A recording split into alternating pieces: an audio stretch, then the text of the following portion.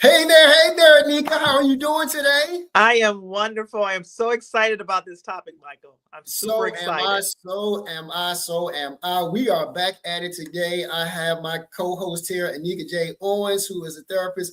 I'll let her give her intro and I'll give my intro because it's always ladies first around here. Oh, thanks, Michael. Well, my name is Anika Owens. Like you said, I've been in private practice as a mental health therapist, but my specialty is, of course, our relationships. You can't really get around, really working on relationships. So I've been in the business for, like I said, over 20 years. I love relationships. I'm a mother-daughter coach. I'm a documentarian. I have a total of 7 therapists that work with me, and we all love serving our clients.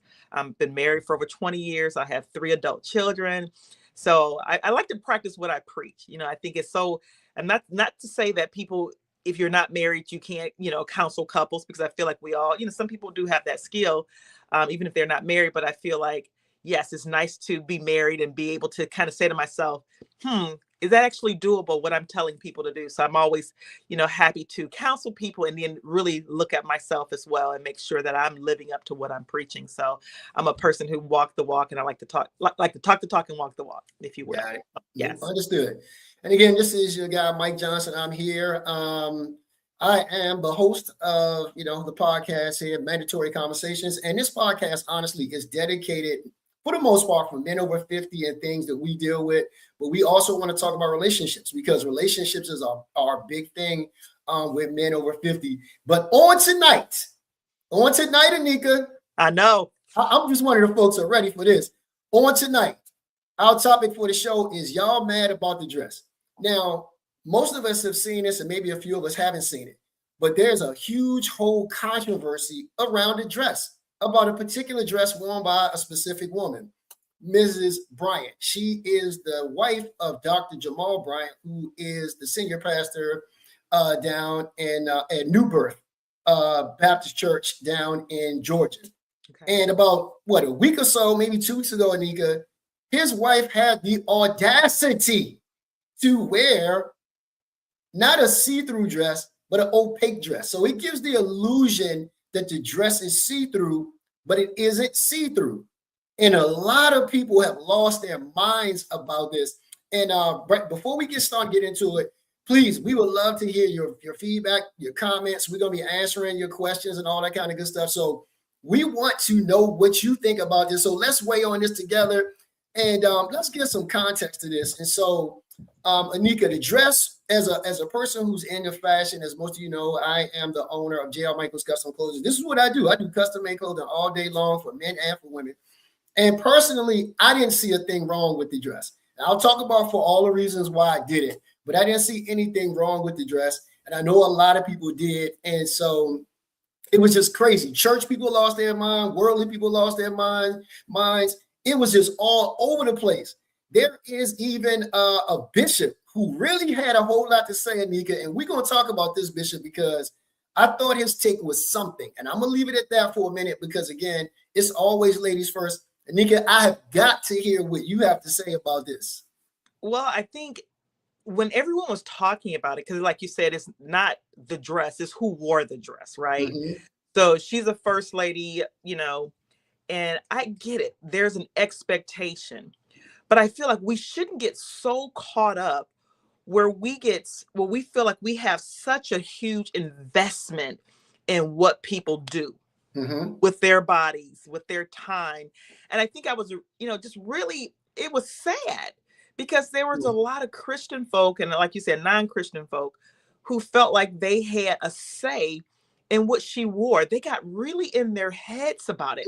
And my thing is like, what is it, like in your post, what is it really about? Are you guys really upset about a dress? What is it really about? Do we hold these first ladies to a standard? It wasn't even a church event.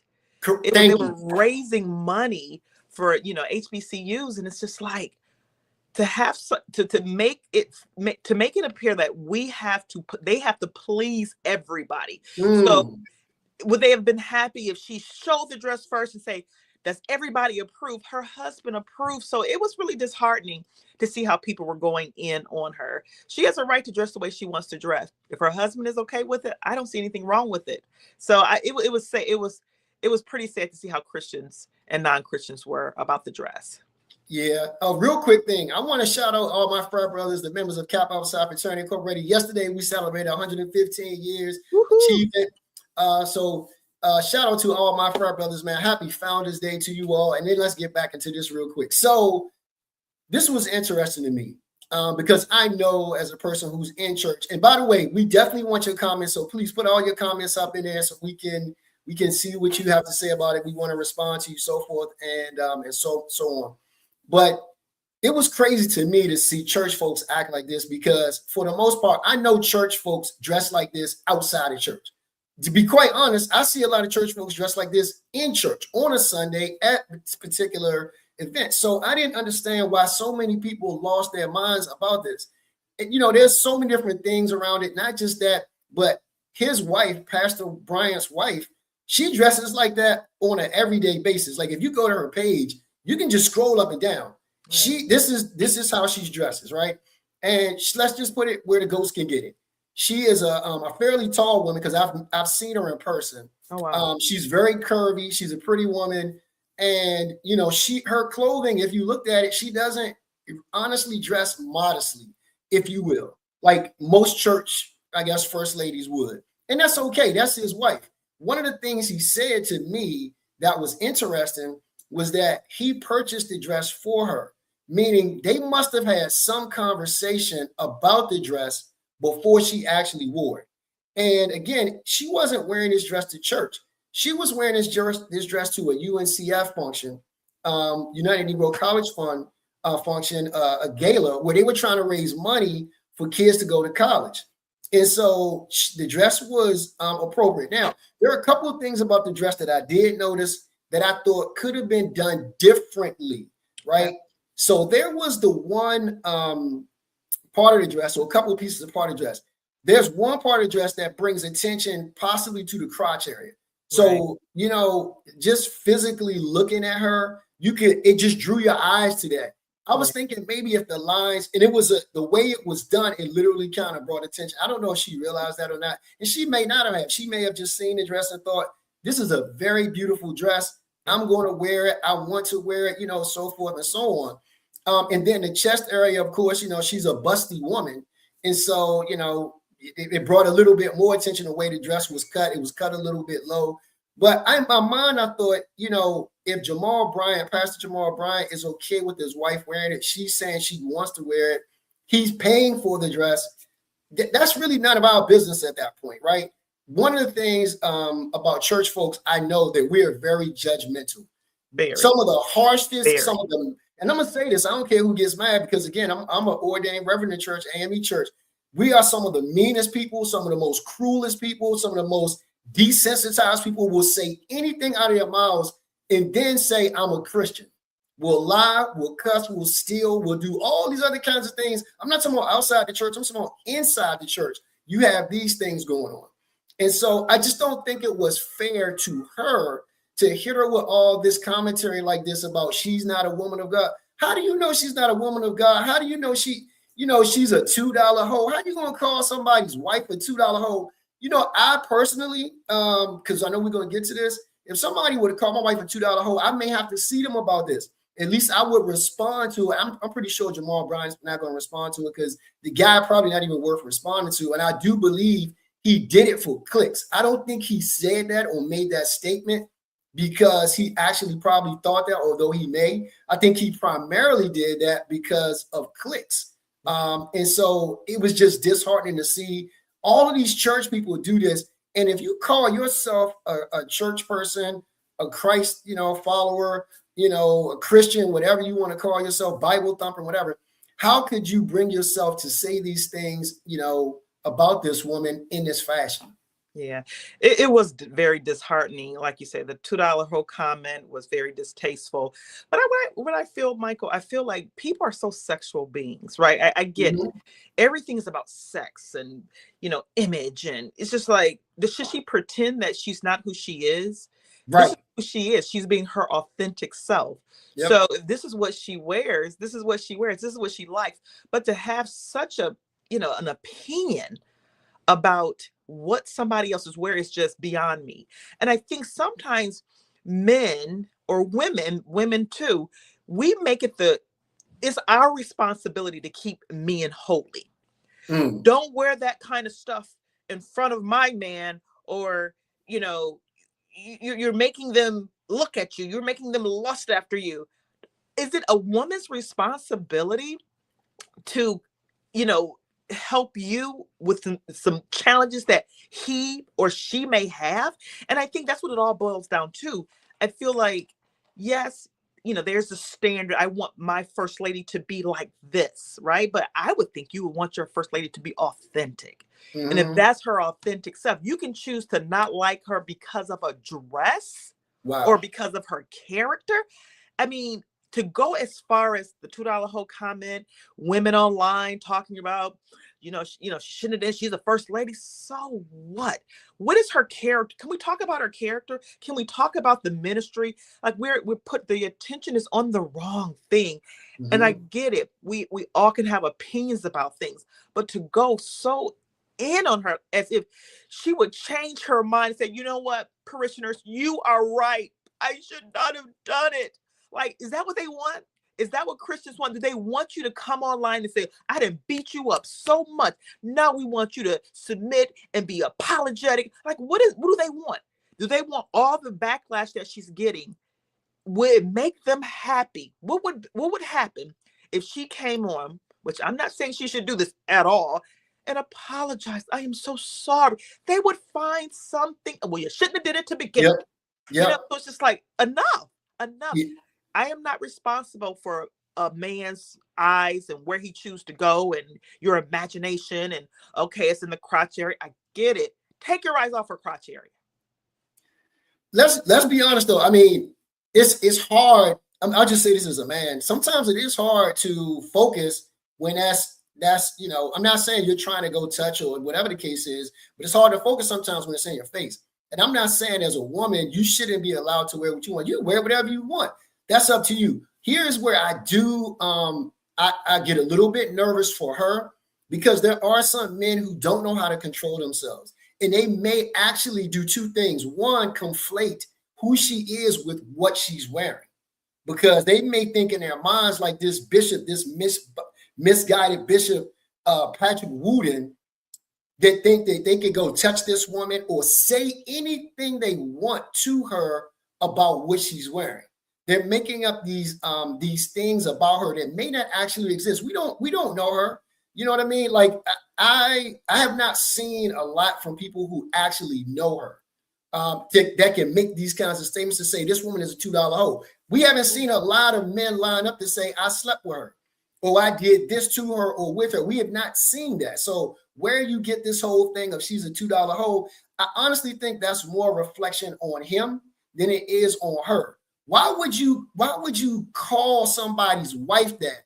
As a man who has a wife, Anika, you are a wife, and I can just tell you this, I would be highly offended. I'm sure Fred would be highly offended if somebody called his wife a $2 hoe that you don't know. Now, you can look at her and you can make in your mind all kinds of things or whatever, but to go online, Anika, in a public space and call my wife a $2 hoe, sir, I'm gonna have to see you. I'm going to have to see you either online or something, because you don't have a right to call my wife a $2 hoe, someone you don't know. That's too much for me. That's overreach. That's way too much. That is way too much. That's dangerous.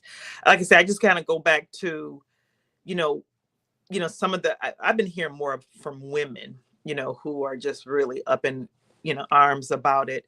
And I guess I want to understand the real reason. I don't know if it's an insecurity, the fact that, a lot of times people just want women to be so silent, right? We can't speak up. We can't speak up in our dress, how we dress. We can't speak up in how we talk.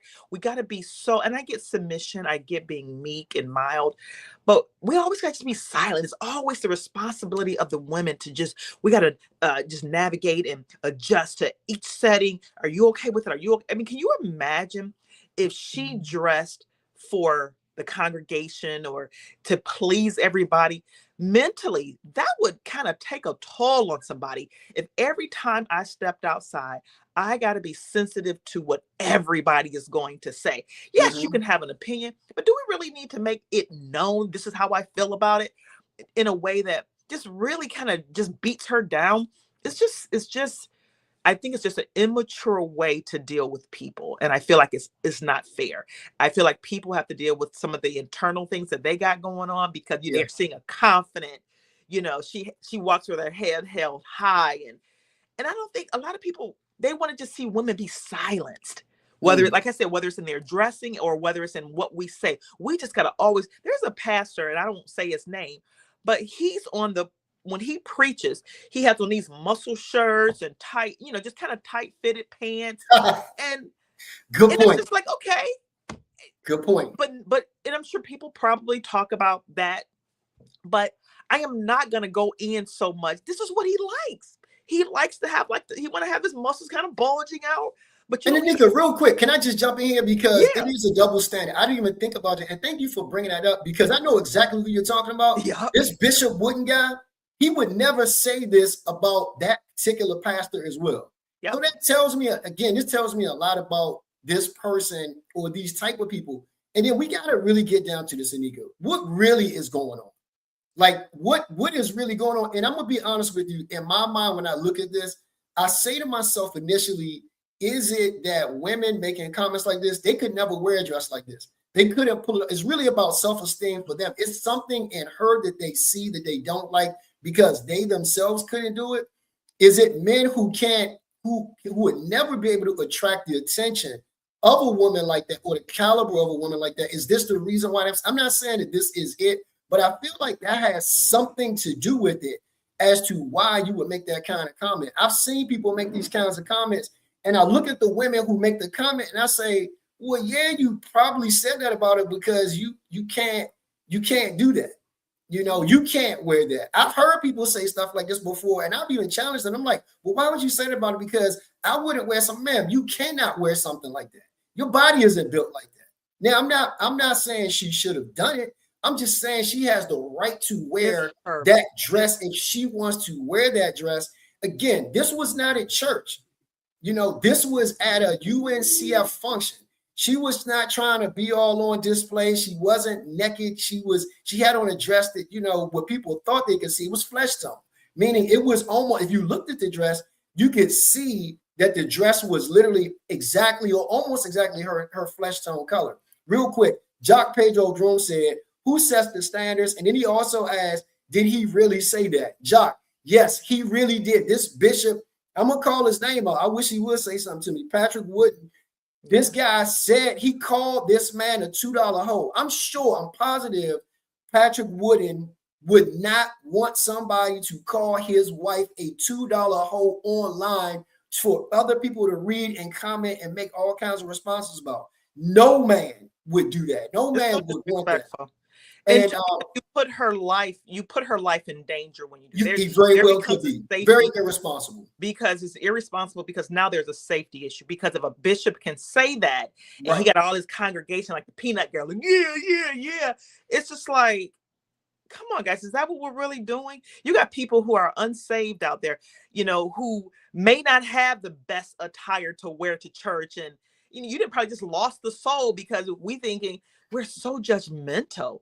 It was just ridiculous how it was just very disheartening to see. Yeah. And again, I don't feel like as a woman, I'm responsible. Again, let me say this. Her husband was okay with it. Let's do that. If her husband was not okay with it and say, honey, I'm not comfortable with that, then you make adjustments. But if her husband's okay with it and she's with her husband, it's not like she's going a night out on the town with her girlfriends hanging out. She's under her covering, which is her husband. Yes. And he was okay with it. And like you said, Michael, he purchased the dress. Yeah. And let me just say this. I don't agree with everything Jamal. First, a couple things. He's my frat brother. I don't agree with everything he says or he does. But this to me is a little bit less about him and about other men and their comments and about these women who are making these lewd comments and these vile comments about this man's wife. I would just also challenge these church people And I would say this as I would to, again, Patrick Wooden, would you want that said about you? Think about when you're going online and you're putting these comments out there and you're saying this, that, or the other about someone, would you want that said about you? I know as a person who's in a public space, Anika, I've read all kinds of things about myself. I've seen what people have said this and said that. And to be honest with you, and I'm pretty positive this is the case for both of them, for Jamal Bryant as well as his wife, that they don't get so much bothered about them, somebody talking about them. But it's when you attack somebody's wife, when you attack somebody's husband or their children, they get upset. I know my wife and my children, I hope they don't anymore, but they used to get upset about some of the things I was saying. I was like, listen, don't worry about, I'm fine. Don't worry about that. Don't let that stuff bother you because you know it's not true. I know it's not true. And we just got to keep it moving. We all, for the most of us anyway, who are in this space, this public space, we realize this comes with the territory. Everyone is not going to be happy that Jamal Bryant and his wife are doing as well. Everybody's not happy that this woman looks a particular way, or that he looks a particular way, or that he drives that, or he lives here, or he goes to this, or he knows this, all these different things. Everybody's just not going to be happy. And you have to know if you're in this space, you're going to have very thick skin. Looking at her, I don't know her, never met her. I've seen her in person, never had a conversation with her, but she looks like she understands all of that. And I think when she wore that dress, she understood too, there was going to be some amount of backlash that she could live with. What I'll say to both of them, kudos to both of y'all if y'all were trying to get public attention, if you were trying to get clicks, if you were trying to go viral, if you were trying to get noticed, because guess what? Some people are saying, I want to go to the church just to see what they're all about. Sometimes you're driving more attention to a cause that you don't want to, drive attention to. So kudos to y'all if y'all were doing that. That thing worked out well. But I'm gonna give you a hand clap on it. Yeah, great job. You know what? Did they really go in? I hear what you're saying, but did they really go in saying, get this dress so we can get attention? Or rather was it, you know what, if we get this dress, you know what could happen? So I can see that happening, but at the same time, I'm thinking, what relatable people, right? If that's not where she is in her walk, let's say right now in her walk with God, it's not to be modest in her dress, right? That's not where she is in life, right? We got to, again, and I'm not saying there's anything wrong with the dress. Is it a dress for me? It's not. But I feel like that's her personality. So should we just kind of have people just kind of scale down just to make everybody comfortable? I want a relatable pastor, bishop, first lady, because when you have people who are just so what they say, spiritual, holier than thou, or so spiritual that they're no earthly good, it's like there needs to be a balance. It's not like, when you call her a $2 hoe, what does that mean? Are you saying she sleeps with everybody? When you say a hoe, you're saying just based on her dress, correct, bishop, whoever, with all due respect, because I don't know his name, you're saying, because what do hoes do? Hoes sleep with a lot of people. So you are basing her dress based on what she wears. How dare you? Right. And to have a wife and not say to yourself, what I want. Sometimes people don't look within and say, would I want this done to me? Right. I've done some questionable things. Would I want people going in on me? No. Right. And that's what I mean. So that's why I'm saying, as a husband, you got to put yourself in that man's position. Would you want all these people attacking your wife? Like you're giving credit, right, to people to say attack this man's wife. Imagine if that is your wife. And that's for any of us, right? Be careful. And I'll say this to everybody who's watching, who's online. Be careful when you go online, you become a keyboard warrior and you're commenting and you're criticizing. And maybe in some instances, not criticizing, you're just killing people. Yeah. Be careful about that. Think about if that were you. Think about that with your family member, so forth and so on. Would you want that? But Anika, I got to go back to this because, and I pose this to our audience. What do you think this is all about? Because there's a lot more to this. It was just a dress. Why are we, all the other things that's going on in the world, why are we as people putting so much time and attention? This thing has gone super viral.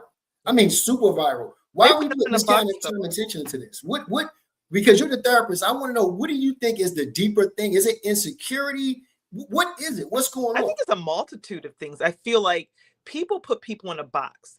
And when they put you in that box, it's the whole group think we all got to be alike, talk alike.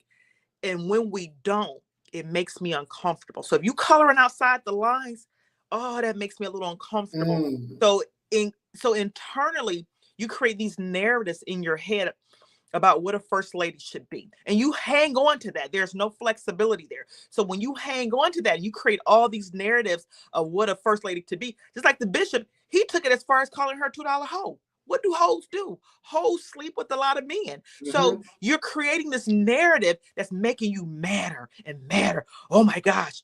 What if my husband sees this? What if this? So it's all the what ifs that's creating this anxiety, this tension, this anger. So that's not even true. So you're creating a narrative about this woman that you don't even know. Yeah. You don't know her. So what we normally say in the therapy world, your emotions can generate what we think can generate emotions that are not necessarily accurate. So if what you're thinking is irrational, there's no truth to it, you're just creating your own narrative.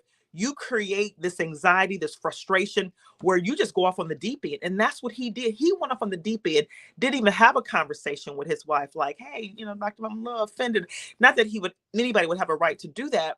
But to say that about his wife, to me, a person is creating their own narrative. They're getting very upset about it. You're supposed to be in this box. You can't color outside the lines. And if you do, I'm going to judge you. And if you do, you're a hoe. You're not godly. So it's all these things. And so I think that's what it is. We create our own narratives about things because emotions generate and fuel just unwanted emotions that we shouldn't really be doing. We need to kind of process, like, am I right in feeling this way? And a lot of people don't challenge themselves to do that. Should I be this upset about a dress? Yeah, so a couple of things let me address because I see in the comments here. So Kendra, I think it's Kendra. Apologize, Kendra, I'm saying your name incorrectly. You say he didn't call her a $2 hoe. He said she was just like one. There's no difference.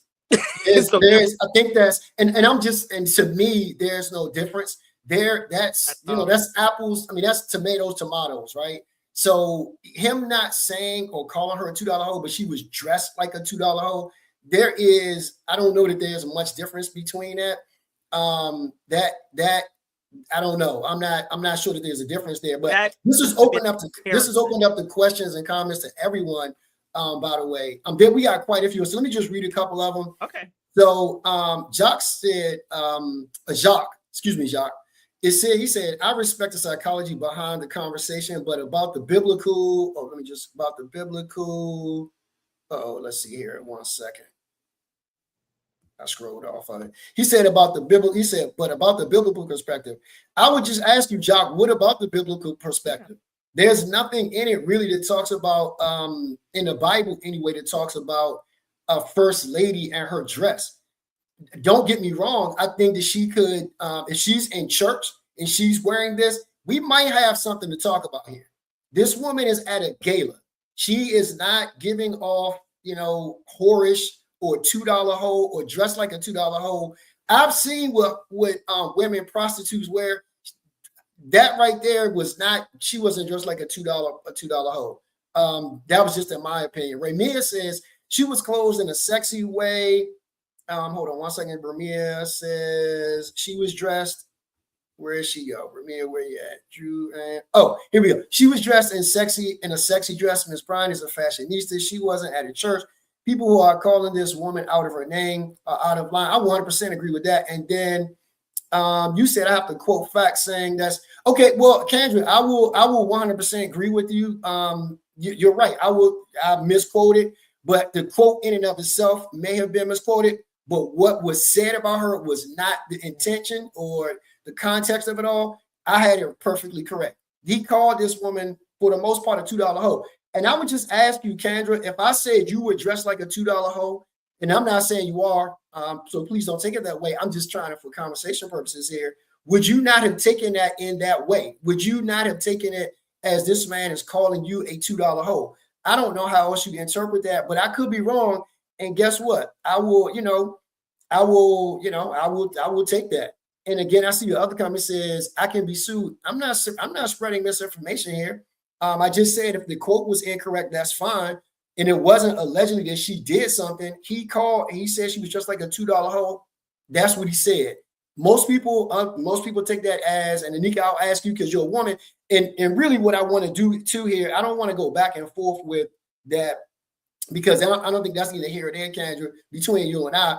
I think your point is valid. You said that wasn't what he said. You're right. We stand correct. We stand correct. Said it correctly. But however, the interpretation is what it is. Yeah. So with that, we'll move on from that. But here's the deal. As a person or a man of the cloth, I one of the things I try to keep in mind, and this is for everyone, especially this is a person, if you are calling yourself, or if you almost say if you call yourself, if you are a person of the cloth, if you're in ministry at all, we have to be careful of what and how we use our words. You're perfectly correct, Anika, when you said that by saying this woman is dressed like a $2 whore, that will discourage a lot of people from coming to church. Sometimes that's all they have. And guess what? Some people are coming from the world to the church. Yeah. They're not familiar with church wear. They don't understand that you should dress a particular way. Not only that, there's so many other implications, and I pray people get this correct. You could be putting this woman in danger because of what you said. You said she is dressed like a $2 whore. That you cannot say that. You cannot publicly come out and say that about a person because they could be attacked. I say that because we see this all day, every day with leaders in our government who make statements about people and then they are literally attacked. Some of them are literally, people have been tried, almost killed, assassinated because you said this about a person. So now these other people agree with and believe that. And because they believe that, they think they can take a second action or another action or step. So we got to be careful, especially as members of the church. And then just people as public figures to be careful. So again, I will apologize if I misquoted them. And it sounds like I did. So you hear me publicly. And if I have misquoted too, but the reality is that should not even, why even associate her? Right, exactly. That's the point. Dressed like a $2 whore. Why even put those two together? I just feel like it's irresponsible. The reality is people can have their opinions, but there's a limit. There are boundaries. There are things as a pastor, like I said, we want to say, oh, well, she shouldn't wear that, but you shouldn't have said that. So we want to go back and forth in terms of decorum, right? Yes. You shouldn't have worn that. If that's what we're saying. And he shouldn't have said that. But no one is saying that he shouldn't have said. Maybe people are saying he shouldn't have said that. But if you're going to act like a person, like for this bishop that said she is dressed like a $2 hoe, have you looked at what you just said? Right. Do you feel like you're kind of putting yourself in that spot too? If you're saying that how she is dressing is not appropriate, what you just said wasn't appropriate either. Correct. But you feel justified in saying it. But I feel like women are held to this standard. And again, we cannot color outside the box. We can't dress loudly. We can't speak loudly. And if we do, we're conceited. We don't, tame your wife. And it's just not fair. We always gotta, and I get everybody does not have, if you don't want to wear that dress, don't wear the dress. Right. But I feel like if it's her personality, that's what makes her feel good. She's with her husband. Her husband don't have a problem with it. What's wrong with it? Yeah, I got a question too, just for everybody in the comments. Is there a first lady out there? Because I really, Anika, I would love to hear what a actual first lady's take is and perspective on this. Because I mean, again, I'm in church. I go to church conferences all the time. I see first ladies dressed not like what she was dressed in church. But outside of church, I've seen first ladies dressed like that, and I never thought anything near, they wear that kind of stuff. They want to let their hair down. They're people as well. So they go to these functions and they're wearing maybe not that, but they aren't that far from it. So I would love to know what, actual first lady's perspective is. And then if there are any other pastors, I would love to hear from them, especially married pastors on here as well, or even those of you in clergy. I may not be a pastor, but you might be a minister, ordained reverend, whatever. What's your thought about it? I mean, again, like I said, for me personally, I don't own my wife, right? However, we do have conversations about a dress sometimes. Sometimes my wife, Nico, will say to me, Mike, I want you to be careful. And I know this is the reason why and I'm saying all of what I said, Chad, and people in the comments about this, because I am a public figure. So my wife, she'll say to me, Michael, I don't think sometimes you should wear this, that, or the other because you're a married man. I don't want women thinking that you're a married man but you're acting like a single married man. That's right. So don't wear your clothes. And you know what I have to say to her? All right, cool. But now I ask her, I say, well, what do you think about this? You know, why do you believe a woman would think this about me? She was like, well, because sometimes we tend to think when we see you a certain way or see men a certain way that they might be a certain type of man. And I said, okay, got it. I understand it. So I'm not going to wear stuff that's going to be, at least I try not to wear things, especially not in church. In church, I'm a three-piece suit person for the most part, or I'm going to have on a robe or whatever case. Another time I've been in church where, you know, I'm probably dressed like, you know, if I got to go out and do something else. My wife one time did say to me, and I'll share this with you. She was like, Michael, in the calendar, y'all had your shirts off. I was like, huh, it's a calendar. It's a swimsuit thing. I'm not trying to flaunt whatever the case is. It's a swimsuit edition. I had on trunks. I had on flip-flops or whatever. The same thing I would wear if I was going to a beach. I was wearing that. It wasn't anything see-through, so it wasn't anything super tight where you thought, you know, how much change I got in my pocket you could see or whatever the case is. I don't get into all, you know, doing those kinds of things, so I'm very mindful of it. But I said all that to say, I try to make sure from my wife's perspective that I'm doing something. I'm not going to do something that's going to, one, embarrass her, or two, embarrass myself, and three, of course, embarrass my church. I'm also a member of a church, so I'm not going to be out in the streets embarrassing my pastor, my church, my denomination, so forth and so on. But I ask people to understand, you know, hey, she is a woman who is at a gala, not a church gala, a private gala, and she's dressed appropriately for that gala. Yeah. But again, she's an adult. Her husband was okay with it. Mm-hmm. And I get that we're chiming on this conversation because everybody is. But I feel like a lot of what's happening is people are judgment fuels unwanted emotions. And so when I say that, it's just like people are judging her and it's fueling unwanted emotions. When you don't have the facts about why people do what they do and you create your own narrative, it creates this feeling of anger and frustration because you are creating your own narrative and you're working yourself up to be mad. Yes. She dressing like a $2 hoe. Right. She's trying to get these are all the things that can be said. She's trying to get the attention of men. You don't know that. She, you know, yes. You're making men, you know, look, you know, you're a first lady. You should. So all these narratives is fueling so many emotions that she at home, she's chilling. I mean, I don't know if it's stressing her out, but she's at home in her nice big house and with her husband and with her kids. And, and we're all like, fire. And it's just like, and I feel like we put so much emphasis on a first lady. I think as Christians, if we're trying to reach souls, I feel like one, you should show up your authentic self because you don't know who you need to reach, right? And so if that's her authentic self is when she doing things outside of the church and that's the way she wants to dress, you don't know who she could have reached. We're always thinking the negative. Oh, you're going to turn somebody off. No, what's the turnoff is for those unsaved people to hear Christians bickering, saying she's dressed like a $2 hoe. Now that's discouraging. I'm going to tell you something. Nobody like that, but that's what she likes. So I just feel like we need to back up. She's an adult. If her husband is happy with it, and ask ourselves, why are we so upset about the way she dressed? Think about what you're saying to yourself that's getting you so fired up that this woman who's probably 30s, 40s, I don't know however old she is, that she can't wear what she wants to wear and we're taking issue. What are you saying to yourself that's getting you that upset? You preach it now. You are really, really, really preaching. We should pass the plate because all of what you just said is 100% accurate. Like we are the church, man. This is what's so embarrassing about being a Christian these days, that outside people see this now and it's a turn off to them. They're like, I'm never going to that church. Why? Because of what she was wearing. So you mean to tell me if I'm wearing something similar or if I'm wearing something that you in your mind perceive to be dressed like a $2 whore, that I shouldn't come to church and I'm trying to get to know Jesus? We're not talking. I mean, like you're turning off a whole group of people who would want to come to church. I mean, a whole group of people who you could be, anyway, let me say that. You could be turning off a whole group of people. And, you know, and for her, again, I really feel bad for her that she has to go through this, that she has to possibly read some of these comments or hear these things about herself being said, that all she did was wear a dress. She didn't make any provocative statements. She didn't endorse any craziness.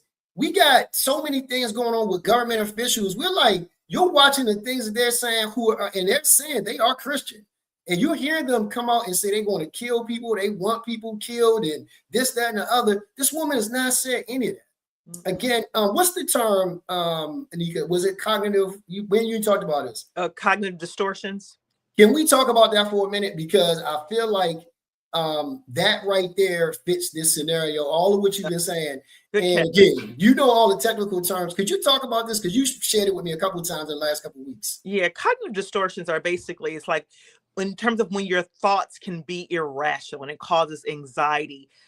So let's say, for instance, with this situation here, we sometimes have this thing where we feel like all people have to be the same. And that's cognitive distorted. That's a distortion. Like, it's like overgeneralizing. All pastors, all first ladies have to be this way. And that's a distortion because we can't all be alike. And so it's the cognitive, is that the overgeneralization? It's the all or nothing type of attitude. All pastors' wives have to be this way. They can never do this. No one can always do something or never do nothing, right? So it's that thing where we are cognitively, we are creating this box for people, and we have in our mindset, this is how it has to go. And if it doesn't go this way, it's a flop. It's a failure. She's not godly. She's just like a $2 hoe. That's a distortion. You're distorting things and you're creating narratives that's not necessarily realistic and true. It's irrational because we don't know nothing about her. We see her in a dress. We create these scenarios. That's the cognitive distortion. It's like you, in terms of how you think, you feel what you think. So if our thinking is, that's not right, she shouldn't do that, you are creating, you're building these emotions that's causing you to feel very upset, emotional, and you don't have the facts about anything. So it's that distortion of, again, irrational thinking, whether it's the magical thinking, whether it's overgeneralizing, whether it's all or nothing thinking. All pastors have to be that. So that's the cognitive distortion. And that's what's happening here. So that was a good catch. So question for you, where does that come from? Because when we first started talking about cognitive distractions, when you said that cognitive distortions, when you said that, the first time you said it, I remember thinking to myself, I could think of 1,000 people. I ain't gonna just make it 1,000 people, but I can think of a lot of people who suffer from this. And I wonder, where does that come from? Like, how do you put that in your brain about all of the people are like this, or it must be this way? It's so definitive. Where does that come from? Well, when it's not corrected, it's easy. Here's the thing, we all do it. It's the what ifs. It's the, if this happened, then this is going to happen. It's anxiety. That's what it is. Basically, essentially what it is. It's anxiety. And I think we all do it and we don't know that we do it. And so sometimes things like that become so normalized, like the church. The church is, in some cases, is all or nothing. I remember I went to this church and they told me, you can't dance, you can't have alcohol, you can't do any of these things. I don't have problems with alcohol, right? And I don't even really drink. But if I want a glass of wine, they made me feel like I couldn't do these things. If you do these things, then you are of the enemy, the devil. You can't, you can't. I love dancing. Remember this church told me, you can't dance anymore. I'm like, what? And it created so much anxiety for me because I feel like, man, what can I do? So it's this all or nothing type of thinking, and that's a cognitive distortion. It's not all or nothing. Everybody don't have problems with alcohol. And I guess sometimes they're saying that because they feel like there may be somebody out there that struggles with alcoholism. There may be somebody out there that struggle with, hanging out all the time in clubs or what have you. But again, I think it comes from the fact that we normalize that type of behavior and we don't correct it because we don't know to correct it. We don't know we're doing it. You can't change what you don't acknowledge. So if you acknowledge, like, man, just with us having this conversation, yeah, I do have this all or nothing thinking. Yeah, sometimes I do have this magical thinking. Yeah, sometimes I do overgeneralize. You know what? Sometimes I do the what ifs. And sometimes we don't know we're doing it, and it is anxiety. So that's where it comes from. It comes from, one, we're in a habit. Maybe you didn't heard mom and dad and other people around you do it, and no one is correcting it because they have it. Yeah, just want to jump back in the comments real quick. Okay. And apologize, guys, if we miss someone because we just been talking. Great conversation, and thank you guys for chiming in. Dwayne, what's up, my brother Dwayne Cosby? Actually, as a pastor, he said the black ethos, we set up these things in our church. We've learned wrong for so long.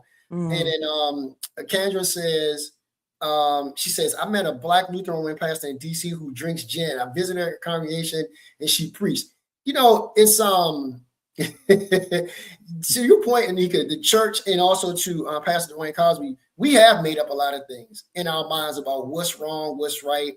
And some of these things, you know, I think we tend to go overboard in terms sometimes of saying what is and what isn't right. I saw in the comments, somebody said, because she's a leader, you know, it's biblical. What is her having to have to be a leader do with this dress that she was wearing at this particular function? She wasn't in church wearing that. I could almost see if she was in church wearing a dress like that, I might say, man, that may not be good judgment to wear something like that, because why? That dress doesn't fit this situation, right? Like, you could wear this dress, you know, you wear a dress wherever you want, but it's more suited for a gala like you were attending versus in church. We got to be careful, especially, and I'm saying this to church people, man, we got to be careful as church people to make sure we aren't killing folks. Yeah. And a lot of times as preachers and teachers, whatever, we're killing people. And here's the crazy part, we're doing the same thing. Yeah. As you said, Kendra, there's so many preachers out here who are doing some of these same things and they want to criticize other people. And I'm not saying this bishop is doing any of these things or whatever the case is. I'm just saying in general. And we have to be careful about how we go about saying things and doing things, because we don't want to kill people. We want to draw them to Christ, not away from Christ. In a situation like this literally could divide churches. This little small thing. This is so small in the grand scheme of things.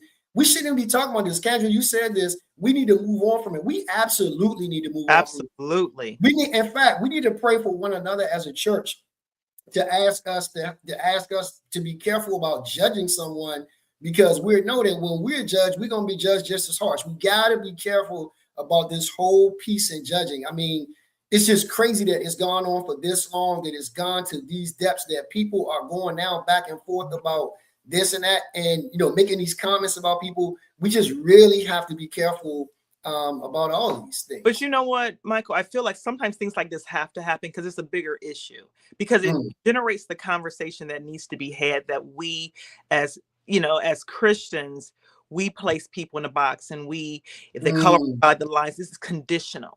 All this conditional love and like. And I think sometimes things like this have to happen to generate these kind of conversations, because it goes beyond a dress. It's not just about a dress. It's the things we talked about earlier. It's the drinking. It's the dancing. You can't go here. You can't do this. You can't associate with these kind of people. And I get we got to use discernment. I get that. But I think sometimes we go too far and we discourage people. We fail to win souls. Like, I don't hear a lot of these pastors talking about some of the craziness that's going on in the world. They stay silent about it. And so we want to focus on a dress when people are losing health care. There's so many bad things that are going on in the world. Me as a mental health therapist, I'm concerned about some of my patients, deductibles going up. And, here I just want to serve my people, but we're not talking about that. And so I feel like, this happening, it's a bigger issue, but we are focused on a dress when it's so much bigger than a dress. But this dress has caused the dialogue, which I'm happy about. But let's not focus on the dress. Let's focus on the bigger thing, in the church. Yeah. And also, too, I'm going to ask you this. Do you think this has anything to do with control? Like, I see so many times in the church that people want to control your entire life. I'm like, you don't have nothing better to do than go out and just work on you being a better you, as opposed to controlling somebody else or Bible thumping. And I'll just share this real quick. Before I went into ministry, years before I went into ministry, I said to myself, I would never go into ministry because I saw how Christians acted. And thank God, it was God who literally spoke to me. The Holy Spirit said, Michael, I'm not going to judge you based on what they said. I'm going to judge you based on what you said and what you do. Don't worry about what they're doing and saying. The relationship is between you and I. That's where I need you to focus in on, because you paying attention to them is going to lead you to hell. You need to focus in on me. That's right. And you know what? The other thing, that's a great point. And I feel like what people don't realize, you don't know what a person's mental health is like. You don't know where you can send that person by. And again, sometimes people just need to not look at the comments, but you don't know people are so focused on their agenda. My agenda, my agenda. This is what I want to say. This is what I want to do. This is how I want to feel about it. But you don't know your comments. You don't know where a person is. People can show up looking very good. Trust me, I counsel those people. Show up very nicely, dressed to the nines, hair, makeup, all that. You don't know where that person is in her life or his life that you can send them off on the deep end saying those type of derogatory things. And all they focus on is, this is what I want to say. So I'm going to say it, not giving any consideration to where that person may be mentally, not giving consideration to where her background is. She could have been an overweight, not feeling good about herself when she was growing up, and this is her time to shine. We don't know where people are and why they do the things that they do. So be careful when you put your mouth on somebody and you don't know where they are mentally, because guess what? Now I got to take care of them. And I don't mind taking care, because that's my job and that's what God has called me to do. But you don't know. There are a lot of people out there that are looking really good on the outside, but are dying on the inside. And to say that kind of comment, you don't know what you could do to send them over the edge. It's not right. Yeah, no, you're absolutely 100% correct. There are so many people suffering with mental health challenges. And just because you don't look like it doesn't mean you aren't. In fact, a lot of times people who don't look like it, they're the ones who are usually suffering the most, because they use a lot of this to cover up those different challenges and those different issues and problems. This is, I really, really, really hope we can get past this. I really hope we can be careful about our speech. Be careful about, what we say before we say it, to put some thought into what we're going to say, especially as public figures. I'm talking about other public figures, because as I said earlier, and I misquoted, I'll say that again, but no man wants another man calling his wife or saying that his wife is dressed like a $2 whore on, and you got this large audience that people see you and listen to you. Nobody wants that. Like, I wouldn't want that. I wouldn't want that for his wife, for my wife, for you and Nika, or for anyone else's wife. We got to be careful, and especially because you are a leader. You are looked upon as this person with all of this, with all of these things behind you. You got to be careful about that, because again, I understand trying to give criticism. And to your point earlier, you said, he could have said it in a totally different way and still gotten a point across, right? Without saying it like that about her. He could have said that was an inappropriate dress. Had he said that, I'd just been like, that's not a whole big deal, because maybe for him, that's inappropriate because his wife wouldn't wear it. And, just understanding all of our wives aren't built the same. All of us aren't built the same. Some women, they love wearing things like that, where other women are like, I just wouldn't do that. That's fine. Story. That's all I'm saying. Know a person's story and understand the why to what they do. It may not be your cup of tea. It may not be what you do, but you don't know the psychology of people and why they do the things that they do. She's not hurting nobody. Nobody died. Nobody got hurt. But with this type of language, she could get hurt. And other people, because let's set aside the fact that she's first lady. As Christians, how are we supposed to show up? So I can show up, like that. So I can show up being covered and be nasty. What you want? Good I point. Can come up. I can show up how you want me to show up in terms of how I look. But what if I'm nasty to you? But what if I show up with a little more skin showing, but I'm loving towards you? I'm kind towards you. Oh, you preaching. I'm definitely giving you an offering. Listen, it's interesting that you say that, because I've seen so much more of that. The prior part of what you said, the earlier part, in that I've seen so many people dressed up well, and they're the nastiest people you ever want to meet. Never mind they're in church. Never mind they are leaders in the church. I mean, some of the worst of the worst. And you say to yourself, man, do we want that representing us? Or we want something like her? And again, I don't know Dr. Karri Bryant. I don't know her, so I can't speak to her character. I can't speak to all these other things. But what we do know, what we've seen so far, like you said, nigga, she didn't kill anybody. She was minding her own business that I know of, wearing a dress. that one, her husband bought, and two, I believe he liked it. And he may have even liked it a lot, from all we know, but she wasn't bothering anybody. She was minding her business in terms of just going out to this function, thinking, I'm pretty sure she was thinking, I'm gonna have fun. Me and my husband gonna have fun. We're gonna go help raise money for a great cause, and that's gonna be the end of it. I wore a great gown. Shout out to the woman or the person, the man who designed it. It was a great gown, and that was gonna be the end of it, as opposed to, man, we got all this hoopla, and now the church is up in arms. You know, what do we do with the first lady? It's almost like somebody said, we got to come out with a manual for the first lady. The first ladies dial and they shout and they can't, you know, and we got to be careful of that. And because again, I understand this being in ministry. I learned this a long time ago. When you're dealing with people, especially as a man, be careful about not being misogynistic. There's a fine line, a very fine line. I know this because I have 3 daughters. I have a granddaughter. I have a mother, aunts, all these women in my life. And I want to make sure that I'm treating them in a way that I want to be treated. Not just that I want to be treated, but in a way that God sees them.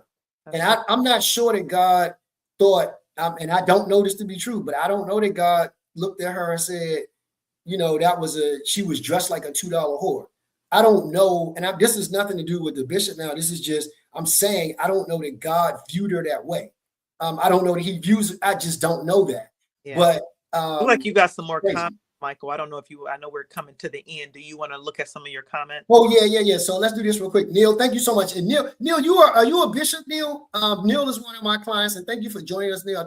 I know Neil is in ministry, but I do believe Neil is a bishop, but I'm not sure, but I want to ask that question. He says conversations like this is a start. Kendra said the Bible said come as you are.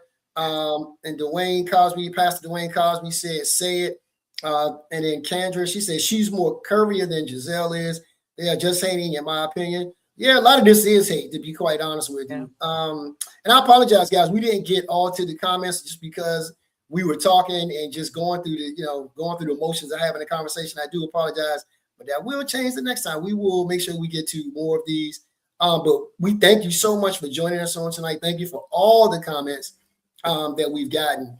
Thank you so much. We appreciate it. Nika and I, again, our goal here is to have conversations, the tough conversations about subjects like this, and then also comments about, about relationships, because we really do want to see relationships, even with, and I'll say this, it's not just, intimate relationships, but relationships between men and women, between men and men, and also women and women. And I pray that this conversation, that, folks in ministry, especially, that we will look at this and say, let's be careful about what we say. If we're going to be the example, start with us first. If we're going to be the leader, start with us first.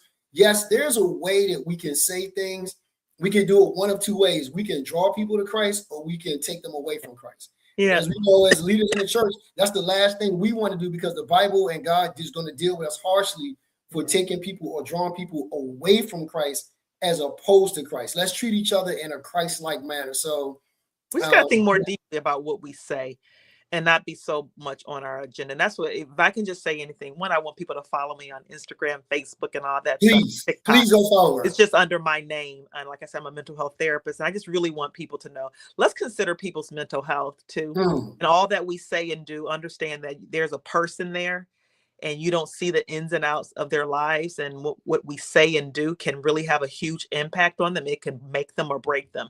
And so I think there needs to be a level of him saying she's acting, staying corrected, like a $2 hoe is just as bad. It's no justification for that, but I just be mindful. And the cognitive distortions that Michael brought up, yes, I talk to my clients all the time about, their distortions and correcting that language, because a lot of times they don't know they're doing it because it's normalized. So let's be mindful of that. Yeah. Yes, please do us a favor. Please follow Nika. Nika, give your socials out one more time, please. Yeah, it's just my name, Nika J. Owens, on Facebook, on TikTok, and on Instagram. So just follow me. I do a lot of storytelling. Like I said, I'm a documentarian. I'm a mother-daughter coach. And so I'm all about relationships, all kinds of relationships, not just romantic. Just like Michael, you really focus on a lot of relationships and just things that are out there in pop culture that we need to talk about and dissect a little bit. Yep. And please do the same for me. Follow me here. You can see me at Michael L. Johnson, JR. Also, you can follow me on my YouTube channel, Mandatory Conversations with Mike Johnson.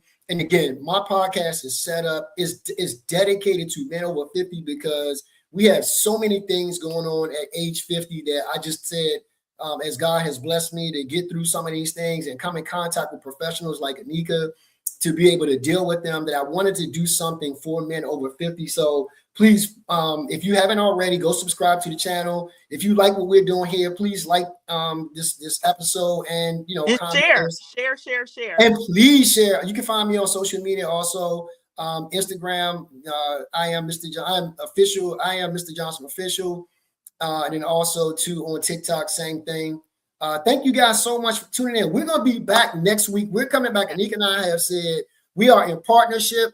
Yes. We are going to do this every week on Tuesday. Well, Mondays. We had to switch it today. But on Mondays at 7 p.m., come back next week. We're going to have an interesting topic. Please like and share this video. Put your comments up. We want to learn. We want to get better. We want to bring you topics about relationships. And so forth, and how to be a better person in a relationship. So if you're into that, if that's what you're looking for, you have found the right place. You have found the right people. We are going to do this. And Anika and I are going to take this show on the road some point in 2026. Yes, we are. And we want to have a live audience so we can hear from you directly. We want to set the record straight. The one relationship we're going to focus on a lot is marriage. We're going to focus a whole lot. I am married. A lot of times, and I want to say this real quick. A lot of times I see women put in my comments or comments about the Silver Fox Squad, which I'm a member of. Shout out to all my brothers, Silver Fox Squad. They'll say, notice how they covered up their rings. Notice how they don't have rings on. And it's just interesting. I'll just say this real quick. Just because we don't have our rings on or our hand might be covered at the time, none of us are instructed to do that. We are all happily married. You will hear me talk about my wife ad nauseum. You'll probably hate me after a minute. No. Anika can tell you, I talk about my wife everywhere I go. And his wife is absolutely lovely. Stephanie, and she's met my wife too as well. So, But anyway, that's the relationship that we're going to focus on a lot because we care about it. We want to see more people get married. We want to see more marriages flourish. And so we're going to focus on it a lot. We're going to focus on other relationships, but we're definitely going to focus on that. Also, too, one more quick thing, and I'm going to be gone, Anika, unless you want to say something. Nope. I have another podcast, or I have another part of my podcast that I do as well, which I'll be bringing to you on Thursday. And we're going to be talking about, you'll see it posted later, but I have another podcast I do on Thursday. A solo podcast is what they call it now. You'll see me on Thursday as well. So come back and see me on Thursday as well. Anika, I'm going to turn it over to you to close us out, young lady. Well, that's all I have. I mean, no, I feel like you've said it all. I feel like I basically said I just want us to kind of look at ourselves as individuals because change starts from within. And if we see people out there coloring outside the lines a little bit, yes, there's a way to say it without, what they say, just assassinating somebody's character. Let's just be mindful of people's mental health and where we could take them if we're not careful. If we're just kind of reckless in our words. Yes. Real quick, Kendra, not all of the Silver Fox Squad members are married. I always tell people this. I only speak for one member of the Silver Fox Squad who's married. That would be Michael L. Johnson, Jr. I don't speak for anybody else, me and me alone. But there are other members of the squad who are also married as well. But not all of the members are married. Only a few. Three of you are, though, right? So Stephen is married. Stephen Atkins is married. I'm married. Kendall is married. And who else is it that's married? Kendall, Steven. I think that's it. Just the three of us are married. Yes, three. Yeah, I remember you guys saying that on the Tom Joyner. Yes. And that's how Michael met. I was doing a relationship panels and discussions, and Michael was on one of my relationship panels on the Tom Joyner cruise. So that's coming up again soon. Yes, that's how we met. That was a great panel discussion as well, too. So yes, I'm so grateful that we did this. I'm so grateful again. And thank you guys so much. And like I said, we stand corrected. Like I said, we are not. I think the beautiful thing about us, you get people chiming in. If there's a correction that needs to be made, we are open. This is a safe space to say what you need to say, and you're not going to be crucified because you corrected. So we appreciate the correction. We want to get it right. We want to get it right. And again, let me just say this to Kendra. Thank you so much for pointing it out, Kendra. We had it wrong and we corrected it right away, and that's what we will do. We are not here. We're not above reproach. That's right. So if we get it wrong, which we will at time, we'll do. but we will correct it as soon as possible, if not right away. So right. Yes. Please again tell folks about us. We're gonna be back next week. I cannot wait to have you guys back again. Thank you so much for everybody in the comments. We're gonna get up out of here. Just want to say, man, thank you again. We appreciate you, and please, guys, be mindful about what you say and how you say it. That is so important. Somebody else may be on the brink and you say something that might take them over the edge. We got to be careful. I'm saying as a person that sometimes I get it wrong like that because of how I am, but I'm correcting it, and I try to make sure that I put a few seconds between what I say just so I don't hurt somebody's feelings. I'm working on it. I'm a work. We're all a work in progress. Yes, I'm working in progress. All right. Peace. All right, Hold on. We up out of here. Talk to y'all later. Thank you so much. All right. Bye-bye.